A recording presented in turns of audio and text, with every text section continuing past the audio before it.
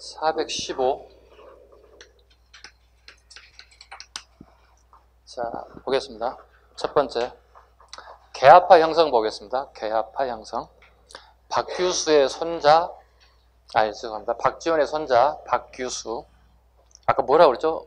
친청? 네, 친청. 네, 아시겠죠? 친청 민비 세력이다.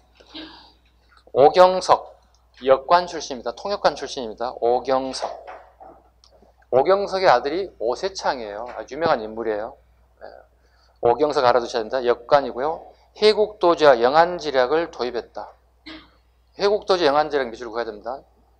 이 책이 우리나라의 근대의 가장 기본적인 책이 되는 거예요. 꼭 기억하실 건 그 위에 적습니다.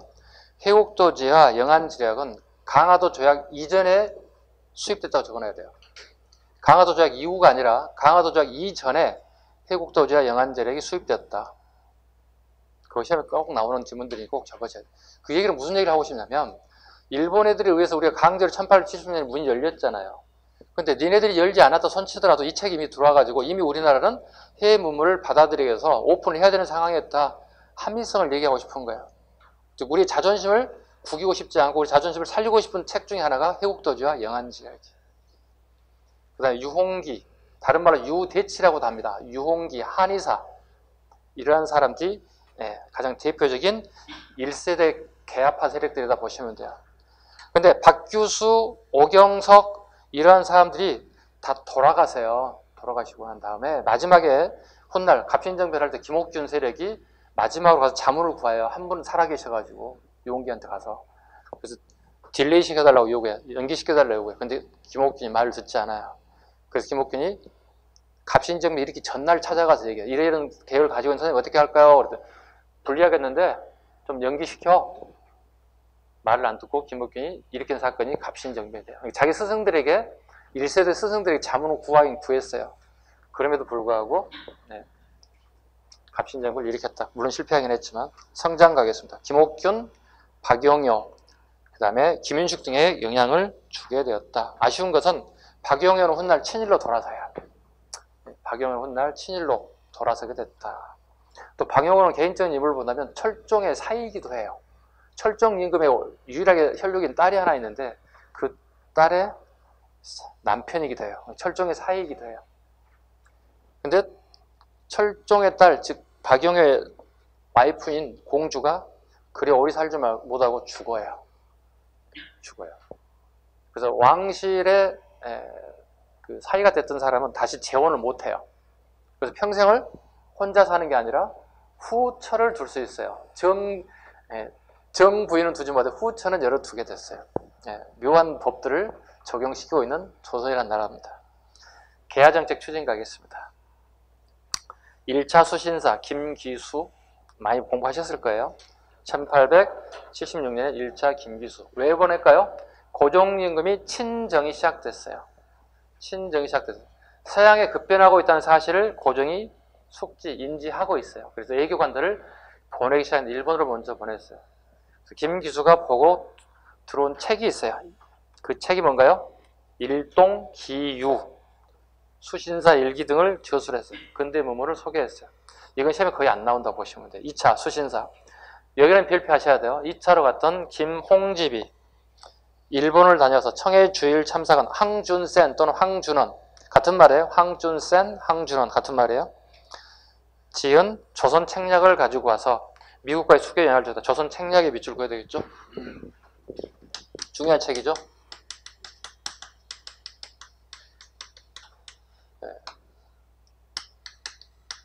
김홍집과 황준센 간의 담화를 나눴던 책인데요. 핵심 내용은 이렇습니다. 친하게 지내야 나라와 견제할 나라를 갖다가 조선 책략이라는 책에 소개하고 있어요. 친하게 지낼 나라는 미국. 본인이 청나라 사람이니까 청. 그 다음에 일본과 친하게 지낸다. 견제할 나라는 러시아다 이렇게 얘기하고 있어요. 조선 책 핵심 내용이 이겁니다. 이거 책을 가져온 이유는요. 유생에게 보급시킨 거야. 그리고 유생들의 마음을 개합적으로 오픈시키기 위한 이런 마인드를 가지고 책을 가져왔어요. 근데 이 책을 봤던 유생들이 반발을 하게 된다고요. 반발을 하게 돼요.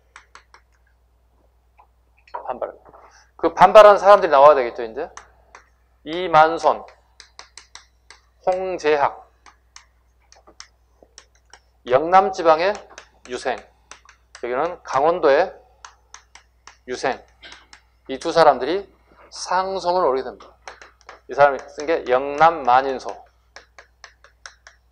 영남지방 유생 10,000명 정도가 상소문에 서명했다는 뜻이에요. 여기는 만원 척사소. 같은 내용이라고 보시면 돼요. 다 유생들이 핵심 내용을 얻었습니다. 이 두 사람 핵심 내용은 조선 책략을 가져온 김홍집. 김홍집은 죽여달라. 그럼 책이 가는 문제죠.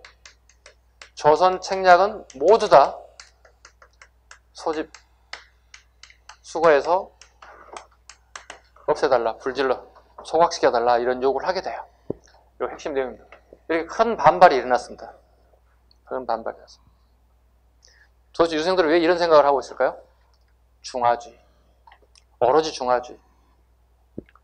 고정은 생각은 뭐죠? 세계는 급변하고 있고 우리도 따라가야 되는데 이분들 때문에 답답해 죽겠는가? 이분들 반대하고 그럼 책이라도 보고 어떻게 마음을 좀 돌려볼까? 세상은 이렇게 변하고 있는데 일본도 변했는데 네, 저항합니다. 그러니까 개화를 하고 싶은 사람과 하기 싫은 사람들 간에 나타나는 현상들을 보시면 돼요. 그 다음에 수신사 파견 예장 볼까요? 개화의 필요성을 느꼈고요. 두 번째, 청해의 양무운동을 번복으로 동도 서기련 입장에서 개화 정책을 추진했다. 우리 동양 3국의 개화 정책을 한번 봐야 필요가 있겠죠.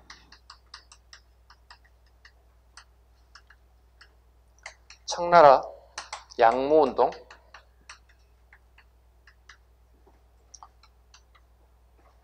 우리나라 조선을 한번 보겠습니다.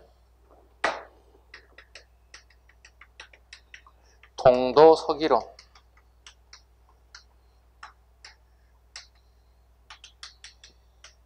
하혼양제, 이런 단어 많이 들어보셨죠? 외우기도 많이 하셨고, 네. 외우면 공부가 어려워집니다. 이런 부분은 이해를 좀 해주시기 바랍니다. 양무운동. 자, 청나라하고 영국하고 싸움 한번 했지. 무슨 싸움 했어요? 아편 수비가 못해 하고 싸웠잖아. 이거 뭐라고? 아편? 전쟁을 하지. 아편 전쟁 우리가 청나라 박살났지, 그지? 박살나고 난 다음에 진주를 살펴봤더니 서양의 영국 애들 군함에 꼼짝 못하고 당한 거예요. 청나라, 야, 이거 보통 아니다, 야. 이거 우리 수비하자. 영국에서 군함들 막 다 사온다고. 왜 사올까요? 서양의 무기는 쓸만해, 이런 뜻이에요. 이해가셨어요? 양무운동이란 서양의 무기는 쓸만한데 대신에 뭘 가져오지 않는 거죠? 이건 우리가 뛰어나지. 동양의 유교 사상이 게임 되겠어, 얘들하고? 그러니까 우리가 가지고 있는 유교 사상은 그대로 가져가겠다는 거예요. 유교 사상. 그 다음에 뭐 또? 제도도 가져가겠다는 거예요. 우리 제도, 중국 제도 따라가는 제도가 있겠어? 대신에 서양의 무기는 참 쓸만한데 이게 양무운동이에요. 같이 쓰는 단어가 뭐예요? 같은 말입니다. 양무운동과 중체 소용론은 같은 말이에요. 중체, 중국의 본질은 그대로 둔다는 뜻이야. 중국의 본질은 그대로 두고 뭐? 서양의 무기는 쓸만해. 똑같은 얘기예요. 서양의 무기는 쓸만한데 이게 중체 소용론. 우리나라 볼까요? 동도,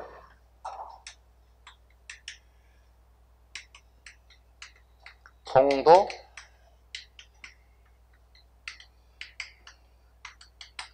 동도 서기론이죠. 우리나라의 도덕적 가치, 즉 사상과 제도는 우리가 좋아. 대신에 무엇은 쓸만하다? 서양의, 그렇지, 기술 쓸만해. 우리나라의 도덕이 뛰어나지 뭐. 일본요. 일본의 일본의 기본적인 진의 도덕은 뛰어나. 근데 서양의 재주는 우리가 가져갈 만해. 이게 하원양제예요. 하원양제라는 단어를 써요. 그럼 봐요. 양무운동, 동도서기론, 하원양제 다 공통적인 특징은 뭐예요? 그렇지. 점진적 계획이에요. 이게 기초예요. 이게 안 되면은 막 애워지는 상황이 되는 거야. 한국사는 애워진다는 순간부터 어떻게 피곤해지고 재미없어지고 짜증나고 마지막에 이제 공부를 포기하는 데까지 간다고. 이건 절대 있을 수 없죠. 우리가 이왕 시작한 것 끝장을 봐야지. 점진적 계획이에요. 점진적 계획. 근데 일본 애들이 말을 먼저 바깥한다? 일본 애들이 영국과 미국한테 폭격을 당해서 문을 오픈할 수밖에 없는 상황이 됐다. 강제로. 네, 그래 아까 얘기했잖아요. 강화도 저 때리는 게 뭐 영국애들은 당해도 똑같이 재현하고 있다고. 강제로 문이 열렸다고. 강제로 자기네 나라 문이 오픈됐다고. 일본 애들. 그리고 어떻게 해요? 서양에 영국 애들, 네덜란드, 포르투갈 이런 애들이 서양에 뭐가 들어오기 시작한 거죠? 아까는 요거 있잖아요. 그네들의 기술, 무기, 이 제주는 쓸만하다 생각을 했잖아. 이제 이걸 다 받아들여야 돼요. 서양의 사상, 그 다음에 제도, 그 다음에 무기 다 받아들여야 돼요. 이걸 뭐라 불러요? 이걸 뭐라 불러요? 한마디로 얘기해서 이걸 개하라고 불러요. 서양의 모든 사상과 제도를 다 받아들이는 거 우리는 개하 사상이라고 불러요. 개하 사상이라고 불러요. 자, 개하 한번 봐볼까요? 개하가 무슨 말인지? 정치, 경제, 사회, 문화, 교육, 군사 보자고. 우리나라를 비교해 볼게요. 우리나라 조선시대 정치 누가 했어요? 왕이 했잖아요. 그죠? 정치 이제 누가 해야 돼요? 우리 앞으로 시민이 앞으로 해야 된다는 얘기예요. 앞으로 시민들이 하는 얘기예요. 서양의 나라도 이미 시민 정치가 올라와 버렸잖아요. 시민 정치로 왔잖아요. 지금 이제. 경제 봐볼까요? 서양의 경제는 뭐죠? 지금 현재? 자본주의잖아요. 자본주의 와야 된다는 거예요. 사회 평등해, 불평등해, 서양 애들. 우리나라는 어떻게 해요? 되게 불평등하지. 신분제 사회니까. 문화는 우리가 문화가 있어. 일반 서민들이 문화 없어. 있는 애들만 문화 가지고 있었다. 문화를 같이 공유해야 된다는 얘기지. 여러분 문화 공유 많이 하잖아요. 뭐 시설도 가서 관람도 하시고 미술관도 가고 박물관 가고 뭐 여러분들 뭐 좋아하는 아이돌 그룹 누가 공연하면 공연도 보고 이게 다 문화죠. 문화를 공유할 수 있어야 한다. 교육 여러분 하늘천, 따지, 공자을, 맹자을 이거 안 하잖아 지금. 초등학교 들어가기 전부터 뭐 배워? 뭐 영어 배우고 수학 배우고 이거 하잖아. 영어, 수학, 과학, 세계사, 한국사 이런 거 다 배우잖아요. 현대 교육 받잖아요. 현대 교육 받. 하늘천, 따지 안 배우고. 지금 남자분도 군대 다니신 분, 할 쏘고 오신 분, 창검술 하고 오신 분 있어 없어? 없지. 현대식 무기를 다 이걸 통틀어서 우리 뭐라 한다 이걸? 개하라고 얘기한다. 이 단어에 익숙해지셔야 돼. 외우면 안 돼. 내용을 이해하셔야 돼. 다시 갑니다. 다시 정리해 볼게요. 이게 바탕에 깔려 있어야 하는 문제가 풀리는 거예요. 응용 문제가. 외워서 가면 점수가 안 나온다고 얘기해서. 우리나라의 1860, 78년도 상황을 보라고. 그럼 이 기초가 돼 있으면 어떻게? 쉽게 풀리겠지. 잡아보자. 뒤에 나오기도 해. 먼저 설명해 볼게. 1860년대 서양 애들이 어떻게 해서 우리나라에 배가 막 들어오기 시작했지. 이걸 무슨 배라고 그랬지? 이양선이 온다고. 우린 거부했지. 됐어. 우리가 잘 먹고 잘 살 거야 얘기했잖아. 이 짓이 뭐 하는 거야? 통상수교 거부 정책을 펼쳤다고. 통상수교 거부 정책. 흥선대원군 시기. 배가 오면 물건을 어디다 싣고 와야 돼? 아이고 말을 잘못했어. 물건을 어디 싣고 와 이렇게 얘기해야 되는데 말을 잘못했어. 그럼 어디에 돼야 되겠어요? 네, 개항을 요구한다고. 개항을 요구해. 항구를 열어달라. 80년대는요. 아쉽게 뭐가 있어요? 우리나라에 개하를 요구해. 우리가 정말 창피하지. 개하를 요구한다. 개하를 요구한다. 이거 해달라고.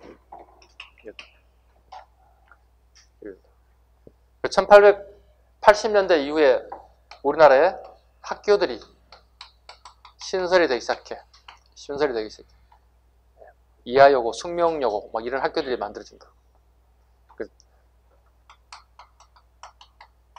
숙명여고, 이하여고 학생들 갖다 그때 표현하는 방법이 개하여성이라고 표현했어.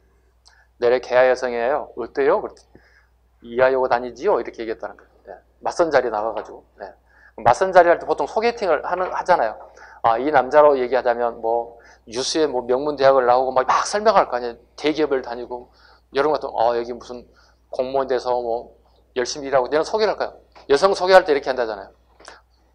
이 여성은 개화 여성으로 막 이렇게 얘기한다. 즉 현대화된 교육을 받고 있는 여성이라는 뜻이에요. 이렇게. 90년대는 우리가 아쉽게도 민비가 사망하게 됐죠. 무슨 일이 시작될까요? 의병운동이 본격적으로 나타나기 시작합니다. 의병활동이 드디어 나타났다. 요건 꼭 잡아야 돼요. 통상, 개항, 개화, 의병 60, 70, 80, 90년대 상황을 기억 꼭 하셔야 돼요. 60년대, 70년대, 80년대, 90년대 상황 꼭 잡아두셔야 돼요. 제도 개편 가겠습니다. 통리기무화문. 통리기무화문. 청나라의 총리기무화문을 모방하여 3군부를 폐지하고 의정부 육군 별도로 만들었다. 이거 다 필요 없고요. 통리기무화문이 청나라를 닮아가는 건데 이걸 물어본 경우는 거의 시대를 물어봐. 1880년 적어놔. 안 적어놨네 선생님이. 1880년이야. 청나라를 갖다가 따라가 보겠다 이런 게 통리기무화문. 군제개혁. 종래 5군영이 2영으로 통합 개편됐다. 2영이 며칠 있습니다. 중앙군이죠. 여러분하고 저는 중앙군 끊임없이 했죠. 한번 보겠습니다. 전체를 다 하기는 좀 그렇고 고려시대부터 잠깐 해볼까요?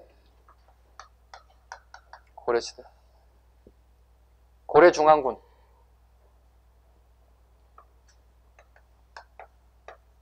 이군 6위. 이 정도는 아시겠죠? 2군 6위. 모르시는 분들 일단 저거만 넣으세요. 예, 언젠가 또 계속 할 테니까. 조선. 초기. 5, 2. 조선 후기. 임질이라는 이유를 갖다가 기준으로 잡습니다. 전기와 후기를 구분하면서 임질이라는 기준으로 잡습니다. 5, 군영. 선생님, 이거 꼭 같은데요? 네, 꼭 같아요. 내용이 좀 달라요. 5위는 주로 중앙군이 양인 개병제를 갔던 사람들이에요. 신분이 양인 이상한 사람 모두 다 군대 가는 제도였다는 뜻이에요. 이거. 5군영은요, 이거 직업군인이에요. 내가 군인이 되고 싶은 사람들 가는 거예요. 이게 5군영이에요. 이걸 다른 말로 용병제라고도 불러요. 고종 때 와서 다시 2영으로 5군 2영으로 줄어들었죠. 줄어든 이유는 재정난이 심해지기 때문에 줄어들었다. 재정난 5군영에서 2영으로 재정난 때문에. 다음 페이지 476쪽 416쪽. 그 다음에 신식군대 별기군 하나 잡아볼까요? 신식군대 별기군. 별기군은 이영에 보시면 이영을 무이영, 그 다음에 장의영 이렇게 얘기해요. 이때 무이영 산하에 별기군이 있습니다. 이걸 신식군이라고 얘기합니다. 요들 두 사람들을 뭐라고 그러죠? 구식 군인이라고 합니다. 훗날 얘들이 충돌하죠. 82년에 이걸 뭐라고 불러? 이모 군란이라고 하지. 예. 구식 군인들과 신식 군인들이 충돌이랍니다. 이걸 이모년에 군인들이 나를 일으켰다. 이모 군란이라고 얘기합니다. 그 다음에 416쪽에 애국 사절단 파견, 조사 시찰단. 조사 시찰, 일본에 보내는 겁니다. 자, 개화성 이동희 주선으로 일본에 건너가 3개월 동안 일본 정부 기관 각종 산업시설을 시찰하였다. 조사 시찰단. 일본의 발전상을 보고 돌아와 조사 시찰단은 일행은 각기 담당 분야의 보고서를 제출하였다. 그 이후에 만들어진 게 방문국 미술구가 되고요. 전항국 미술구셔야 돼요. 방문국, 전항국. 방문국에서 뭐 했을까? 방문국은 인쇄소입니다.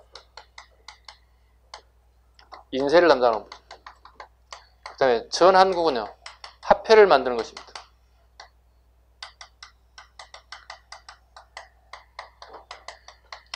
신문이 발행되죠. 네. 여기는 화폐가 발행되는 거고요. 그 신문이 뭐겠습니까? 대표적인 신문이 한성, 우리나라 최초 신문인 한성순보가 처음으로 만들어지기 시작했다. 그 다음에요, 영선사 보겠습니다. 영선사. 규민식을 영산사로 삼아서 유학생과 기술자를 청해 파견했다. 네, 보병사는 청해 파견했다. 목적, 무기, 근대식 무기 제조법, 그 다음에 군사훈련 습득 방법을 예습하게 됐다. 원래 2년짜리 계약을 하고 갔다. 그런데 재정난으로 1년 만에 되돌아오게 됐다. 그리고 와서 만든 게 보다 기기창이다. 우리나라에 만든 게 기기창. 이 줄 보시고요. 그 다음에 보빙사. 미국에 파견합니다. 미국에 파견합니다. 자, 연도를 외워야 되겠습니다. 83년. 82년에 뭐가 있어야 된다는 얘기죠?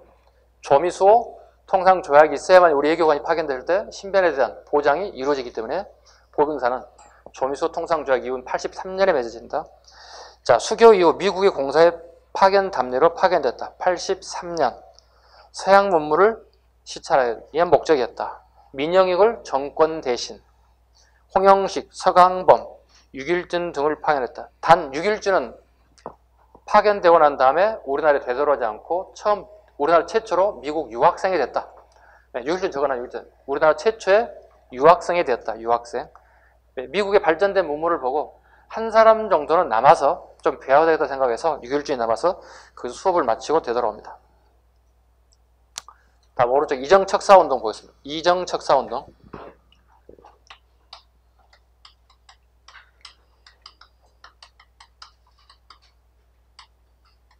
이렇게 잘라. 이렇게 잘 안 되는 건 잘라야 돼. 위정. 정의로운 것은 지켜야 한다. 정의로운 건 뭘까요? 네, 우리 사대들이 그렇게 좋아하는 성리학. 척사. 사한 것은 배척해야 한다. 어떤 게 사할 건가요? 성리학 이외의 모든 것. 오로지 오온이 성리학이에요. 이 사람들은. 오온이 성리학을 가지고 있는 거예요. 이정. 정의로운 것은 오온이 성리학이다. 사한 것은 배척해야 한다. 성리학 이외의 모든 것을 배척해야 한다. 척사. 사상 보겠습니다. 자, 아까 했던 박스 한번 볼까요? 통상반대 1860년대 서양의 통상 요구와 양요에 의해서 발생되었다. 대표적인 인물 이정진, 기항로 이런 사람들이 주축이었다. 70년대 개항반대 일본이 운요 사건을 일으키며 강화도 조약을 체결 요구하였다. 그 대표적인 최익형 꼭 잡아야 돼. 최익형이 가장 대표적인 게 개항을 반대했습니다. 개항을 반대했습니다. 개항을 반대하고 상소문을 올리게 되고 그 다음에 그 결과 최익형 같은 세력들이 무슨 일을 하게 됩니까? 무슨 날? 의병활동도 하게 되죠. 민비 이후에 의병활동도 하게 됩니다. 개하 반대 80년대 조선책량 유포 이후에 이만손 그 다음에 홍작 등에 의해서 열심히 개하 반대운을 했지만 그것은 뭐 큰 흐름을 막을 수는 없었던 것들이죠. 그 다음에 90년대 항일의병 민비 암살 계기로 유인석, 이송 등에 의해서 90년대가 시작됐다 보시면 되겠습니다. 그 밑에 사료 영남 만인선을 여러분이 수업 끝나고 난 다음에 집에서 천천히 한번 읽어봐 주시기 바랍니다. 한 페이지 넘겨갑니다.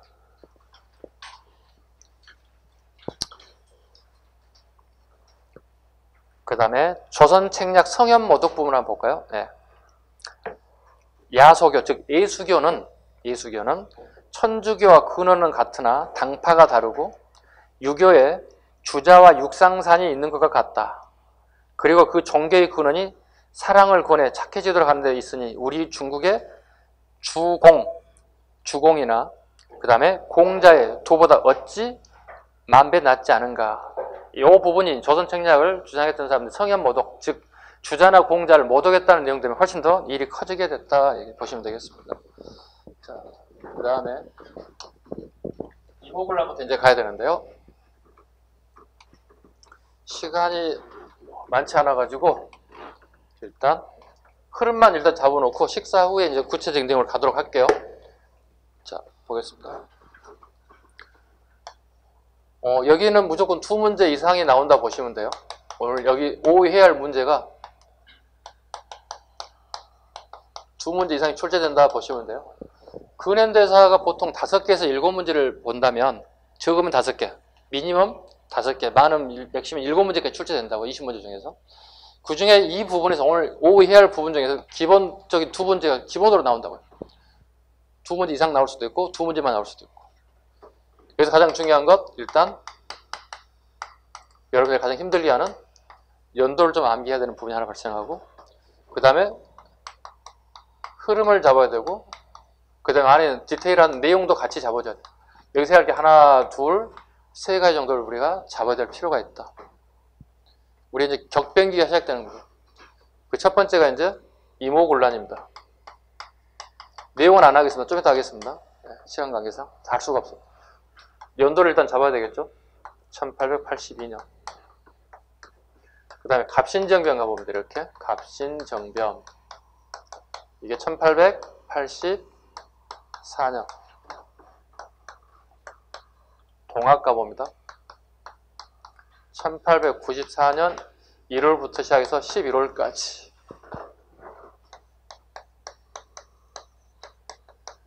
갑오개혁 갑니다. 1894년 6월 25일부터. 음력입니다, 여기는. 갑오개혁은요, 1차가 있고, 그 다음에 2차가 있습니다. 갑오 1차, 2차 계획이 있습니다. 3차로 바로 가지 못하고 잠시 수도합니다. 잠시. 그 이유는 삼국 간섭이 터져 나옵니다. 러시아, 프랑스, 독일이 일본을 압박했다는 뜻이에요. 그리고 추가해서 이게 명성황후 암살 사건이 터져 나옵니다. 네. 요거 잠시입니다. 그리고 터져 나오는 게 이제 3차 격인 을미 개혁이 이루어진다. 순서.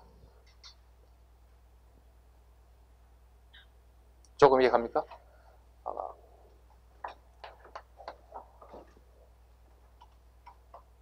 일단 여기까지 오늘 목표입니다. 제가 최소한도 모르겠어요. 좀 더 시간이 된다, 좀 더 뒤로 나갈 거고요. 최소한도 오늘 정시식사 시간에 요 정도 순서를 일단 잡으시기 바랍니다. 이모곤란, 갑신정변, 동학. 시간이 애매모호해서 안 할 수가 없네. 가야 되겠네. 해보자고요. 네. 이모곤란 보겠습니다.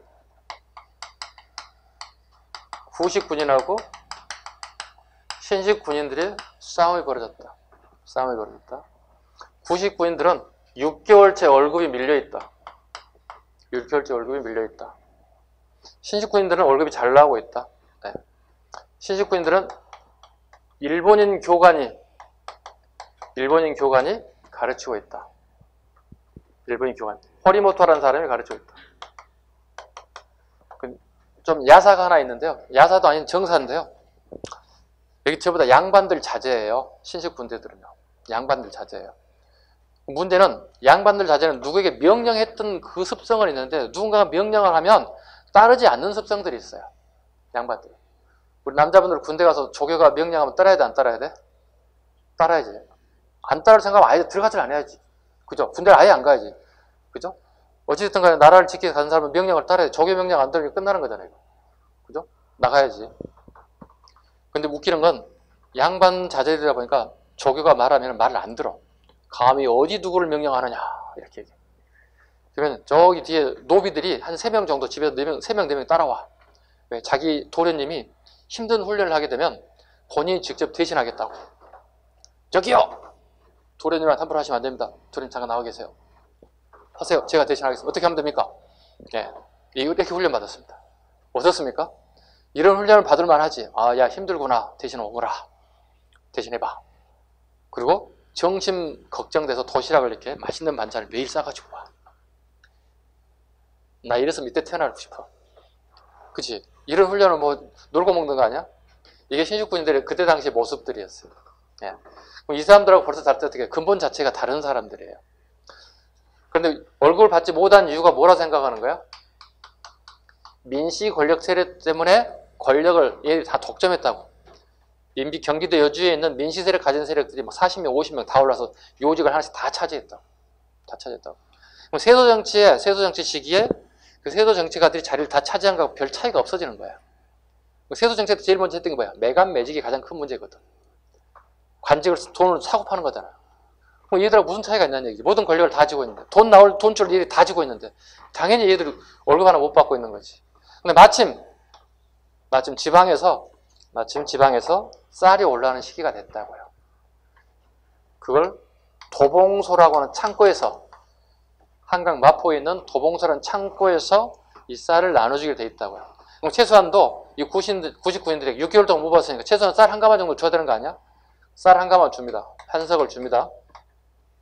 근데 2분의 1이 2분의 1이 쌀과 쌀겨예요. 그리고 다시 2분의 1이 다시 모래와 쌀이에요.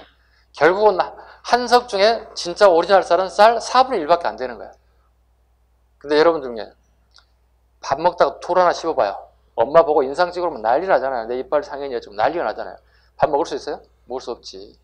그럼 쌀하고 돌이 섞여 있는 것은 쌀이라고 할 수 없잖아. 그냥 당 모의로 주는 거잖아. 이게 이제 폭발하게 되는 거지, 이게. 99인들이 어떻게 어디 쳐들어갈까요? 창도공에 쳐들어간다고요.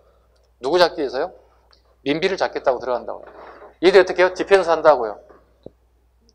악바친 애들한테 이기겠어요? 물리지. 그래서 모든 군광에 민비를 잡기 혈안이 되어 있는 거예요. 99인 들어가가지고. 왕도 어쩔 줄 모르는 상황. 수습이 안 되는 거. 많은 사람이 희생을 당하고 일본인 교관 다 죽고 일본인 교관들이 살고 있는 그 숙소들이 다 불타게 됐어요. 이때 고종령이 방법이 없어요. 그래서 아버지 불러요. 흥선대원을 콜한다고요. 근데 흥선대원은 기다렸다는 듯이 자기 하에 여러 애들을 데리고 궁궐을 싹 이권하게 된다고. 그리고 이미 흥선대원군은 이모군란들을 일으키고 있던 주모자들을 이미 내통하고 있어요. 컨트롤하고 있다고요. 아버지 좀 수습해 주셔야겠습니다. 그래서 흥선대원군이 이걸 수습을 해요. 수습하고 원만하게 해결돼 간다고요. 이게 이모군란의 과정들이에요. 근데 죄송하게도 이 과정은 여러분들이 이해한 거지 이건 시험에 안 나온다. 아쉽지만. 단 사료로 나온다면 도봉소 사건이라는 단어를 알아두셔야 돼요. 최소한도. 도봉소 창고에서 월급 목소로 나눠준 쌀 문제가 터져 나오는 장소가 도봉소이기 때문에 이모군란 또는 도봉소 사건이라는 표현을 써. 이렇게. 자, 사건을 이제 마무리 좀 해야 되겠죠? 자, 보겠습니다. 재물포 조약이 맺어집니다. 그리고 태극기란 게 이제 만들어집니다. 재물포 조약. 일본 애들이 자기 영사관에 자기 외교관들이 안전을 담보하지 못한다고 생각해요. 그래서 일본군을 직접 우리나라 영사관을 주둔시키겠다는 거예요. 일본군을 우리 영사관에, 진해 영사관에 주둔시키겠다 이런 조약이 들어간 게 재물포 조약이에요. 요건 시험에 잘 나오죠. 이거. 왜? 일본인 군이 최초로 우리나라에 주둔한 것은 이때라는 거. 재물포 조약 이후라는 거지. 그리고 일본에 대해서 자기 호리모토라든가 여러 영사관 여러 많은 피해를 입었기 때문에 사죄해달라는 얘기. 그 다음에 손해배상을 요구하는 거. 이때 아까 철종의 사이이자 개학파의 대표적인 인사였던 박용효가 대표로 왕실 사람이니까 사제단을 끌고 배를 타고 일본에 간다고. 그때 당시 기록에 의하면 이때 처음으로 우리나라를 대표할 수 있는 게 뭘까 봤더니 태극기를 하나 만들었다는 거예요. 그래서 태극기가 이때 처음 쓰여졌다는 거예요. 그래서 최근에 21세기 최근에 금년 작년 정도에 태극기를 처음 만든 사람은 박용효가 아니에요. 그럼 시험에 안 나올 거야. 누가 만들었어요? 해봐요. 김옥균이 만든 걸로 나와요. 네. 김옥균이 만드는 걸로 나옵니다. 언제? 미국과 협상을 할 때 김옥균이 개입을 하게 되는데 어차피 성조기도 달아야 되고 우리를 대표할 수 있는 게 하나 있어야 한단 말이야. 그래서 김옥균 같은 세력들이 김옥균이 지시해 누군가가 만들었다 이런 기록이 나와요. 일단 태극기는 안 나온다고 보시면 돼. 일단 우리 국정교과서상에 고등학생들이 보는 고3 애들이 보는 국정교과서상에는 일단 박용효야. 바뀌지 않았어 아직까지는. 이것은 그는 나오게 된다면 이건 문제가 복잡해지겠지. 그죠? 이의제기 굉장히 많이. 여러분도 당장 이의제기 할 거 아니야. 선생님 이거 해주셨는데 이거 아니라고 했잖아요. 이의제기 계속 할 거거든. 이 문제는 안 낼 거야. 그런데 우리 알아야 할 거 뭐예요? 재물포 조약은 알아야 돼요. 대부분. 그래서 제가 암기코드를 이렇게 하나 잡습니다. 임재태. 글자 나왔습니다. 이모군란, 재물포조약, 태극기, 임재태 이렇게 하나 외워두시면 여러분 시험장 가서 유용하게 써먹을 거예요. 자, 하나 더 갑니다.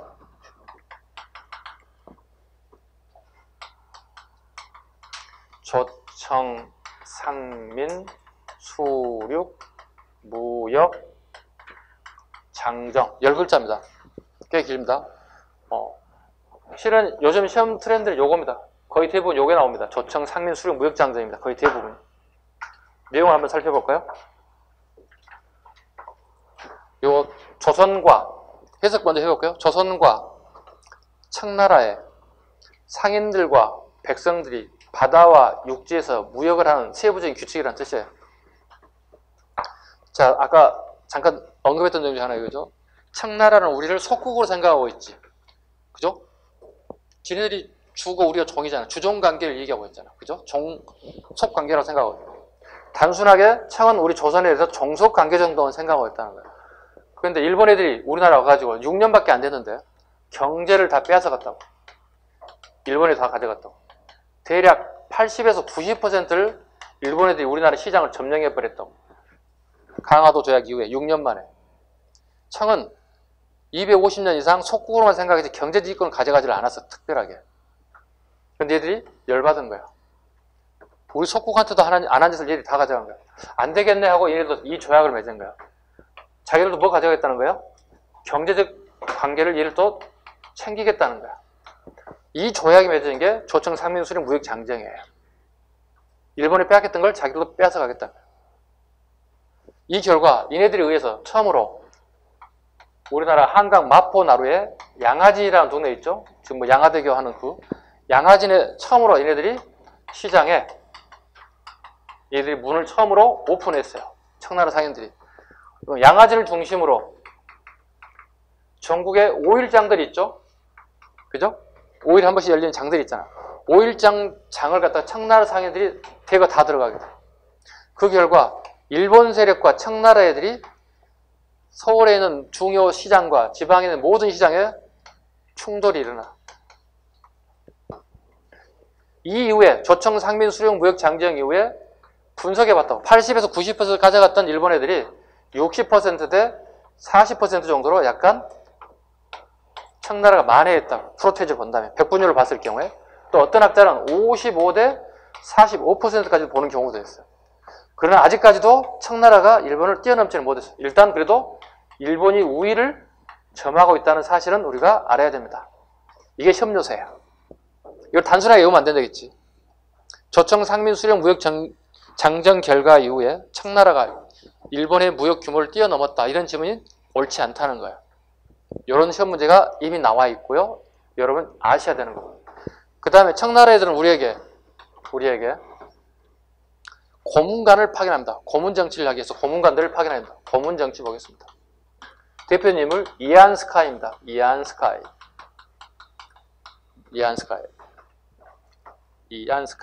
원세계라고도 합니다. 줄여서 한자로 원세계.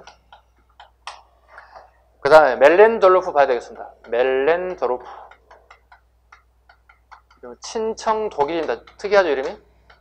친청 독일인이 고문으로 옵니다. 그 다음에 군사적 고문 마젠창도 옵니다.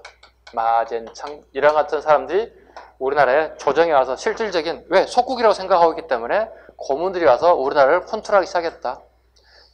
자, 그러면 일본 애들도 우리나라 와 있고 얘들도 와 있고 우리나라 하나를 가지고 청과 일본이 서로 야욕을 가지고 컨트롤하고 얘를 뺏어서 먹으려고 하는 요 시기가 1882년 이모군란 시기다. 꼭 기억하실 것, 요 시기에 가장 중요한 부분, 시험에 가장 많이 나오는 부분이라는 것, 조청 상민 수령 무역 장정 양화진을 포함한 전국의 시장에 청나라 상인들에게 넘어가면서 청나라 상인과 일본 상인들이 치열하게 격돌을 벌였다. 요거 얘기해 줄까요? 네, 요거의 결과 우리 인천에 처음으로 중화요리집이 들어왔어요. 왜? 청나라에 근로자들도 들어온다고. 원래는 중화요리가 아니라 뭐라고 불러야 돼, 그러면? 그렇지, 청요리라 돼. 청나라 요리니까 청요리라는 표현을 쓰게 되는 거예요. 그래서 우리가 오늘날에 짜장면을 먹게 된 이유가 되겠죠. 예. 이게 조청 상민 수령 무역 장정까지 이게 이모곤란 시기다 보시면 되겠습니다. 됐죠? 네, 잠시 쉬었다 식사하고 난 다음에 연결하도록 하겠습니다. 자, 쉬겠습니다.